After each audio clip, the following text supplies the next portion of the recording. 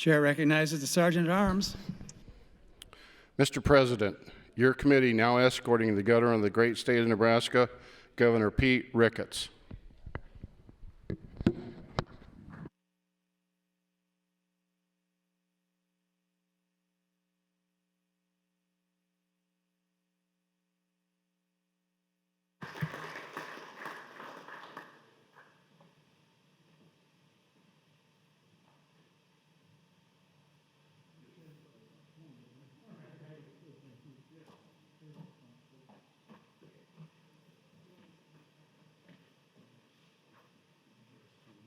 How are we supposed to do this with the social distancing?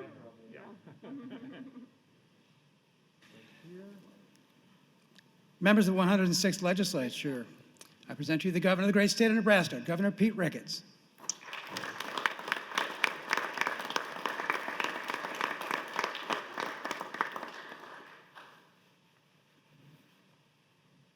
President Foley. Oh, everybody, please sit down. This is going to be a long speech. This is not going to be long. But President Foley, Speaker Scheer, members of the legislature, friends, fellow Nebraskans, good morning. Good morning. Welcome back. And congratulations on the resumption of the second session of the 106th Nebraska Legislature. Much has changed in the 4 months since the work of this body was interrupted by the pandemic that has swept our state, nation, and indeed the entire world. And much work remains in the 13 days of the session to be done. But before I get to that, I'll address the pandemic. On March 6th, Nebraska recorded the first case of coronavirus. Thanks to early action, we have not been as impacted as other states have been. For example, Superintendent Mark Shepard in Fremont went to spring break 3 days early on March 9th, well ahead of New York schools closing on March 15th. Dr. Logan in Omaha and Dr. Joel here in Lincoln took similar action. Still, thousands of Nebraskans have been directly impacted by the coronavirus, including folks in this chamber. Senator Mosier, thank you for sharing your story of your fight with the coronavirus. We're grateful to see you recovered and glad to see you back here in the chamber.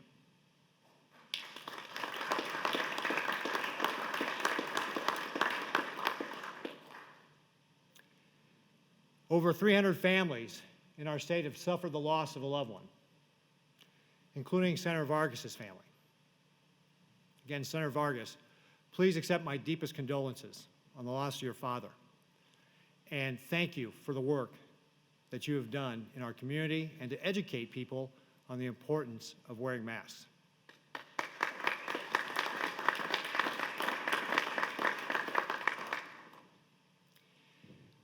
This has been perhaps the greatest challenge our state has faced in a generation.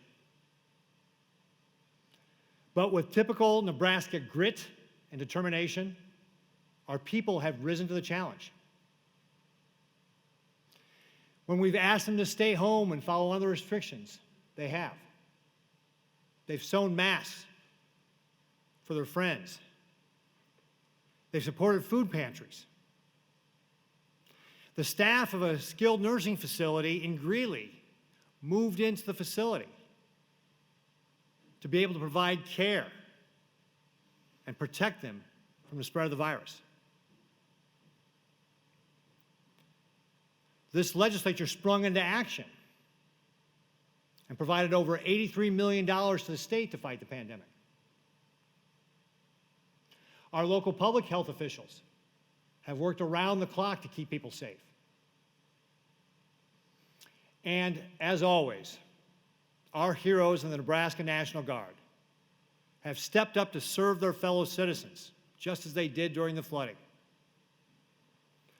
to be able to deliver much-needed supplies and crucial testing. At the state, we've been able to rely on the great resources we have at UNMC. And our own public health department folks have done yeoman's work to combat this virus. And in particular, I would like to recognize our Chief Medical Officer, Dr. Gary Antone, and members of his team, Felicia Quintana-Zinn and Ashley Newmeyer, for their great work.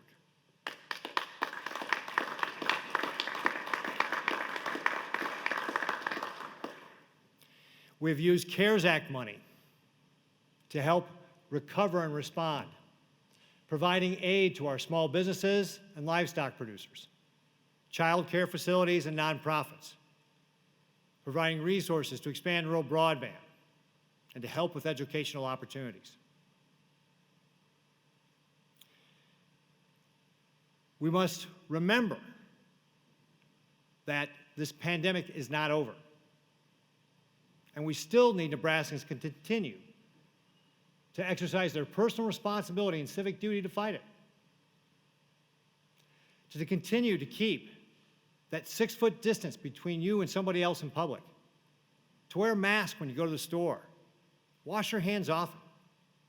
If you see a crowded bar or restaurant, turn around and go someplace else. We must continue to focus on keeping the virus in check.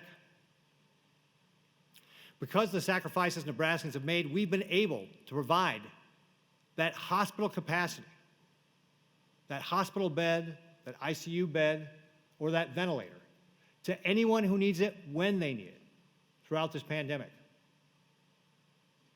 And we've put together a plan to be able to continue this fight. It involves 6 pillars. The first is testing. And we are testing more in Nebraska on a per capita basis than some of our surrounding neighbors like Colorado, Kansas, and Missouri. Contact tracing. We now have 959 people trained, and we are making contact attempts 90% of the time on the first day we get information about somebody testing positive. We're providing lodging to our first responders and healthcare workers, food processing workers, and quarantine space for members of the general public who find that it's not safe for them to go back and quarantine at home. Our fourth pillar revolves around having appropriate personal protective equipment for our first responders and our healthcare workers, and we've got 90-day supply on hand. Our fifth pillar is working with at-risk communities, like our long-term care facilities, to put together plans to keep those residents safe. And finally, we issued our directive health measures, implementing non-pharmaceutical interventions to be able to slow the spread of the virus. And as I said, we've been successful in preserving that hospital capacity with our plan. And as we've allowed Nebraskans to return to a more normal life, we have seen that we've got one of the lowest unemployment rates in the country. That according to the Bureau of Economic Analysis, our state GDP, our state economy, has been the least impacted of any state in the country. We finished up our fiscal year June 30th by putting $10.6 million into the cash reserve, despite the fact that we moved a significant portion of our income tax revenues from April to July. And yesterday's forecasting board meeting underscored the strength and resiliency of Nebraskans and our economy, and our ability to do the people's work in the remaining days of this session. And now, just as Nebraskans have stepped up to serve their community, to meet the challenge of this pandemic, so we too must step up to the challenge in the remaining days of this session to put the people's work first and focus on their priorities and accomplish them in the remaining days of the session. As we work through this pandemic, we've got to work to get Nebraska growing again. We've got to lay the foundations for that continued growth. There are 4 key priorities that we must accomplish in the remaining days of the session. The first is property tax relief. The number one issue people talk to me about as I travel around this state. LB 1106 will allow us to provide schools with more resources to be able to reduce valuations and therefore property tax bills and avoid future spikes in property taxes. That's number one. Number two, our incentives expire at the end of this year. They've helped create thousands of jobs for Nebraska families. LB 720 will be vital to renew so that we can remain competitive with other states and continue to create those jobs. We've been recognized nationally for our work in economic development, receiving 3 Governor's Cups and 2 Silver Shovel Awards. We know how to do this. We need to have the tools. Number 3, the next project from UNMC. This will create thousands of jobs and allow UNMC to respond to future pandemics and other natural and man-made disasters. And number 4, LB 153, our Veterans Tax Relief Package.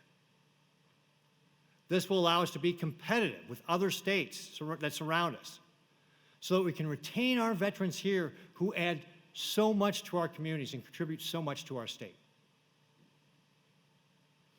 Now, I am not saying these things are going to be easy.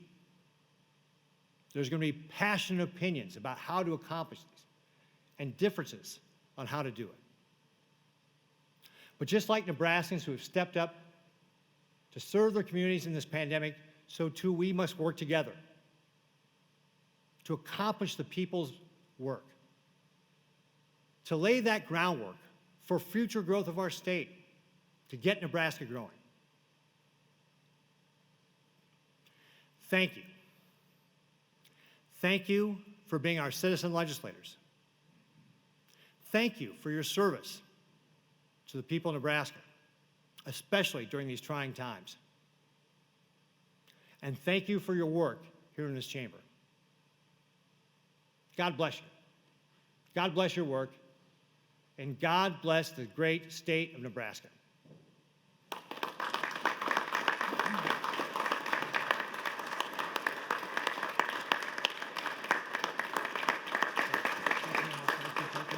Thank you, Governor Ricketts. Would the committee please escort the governor from the chamber?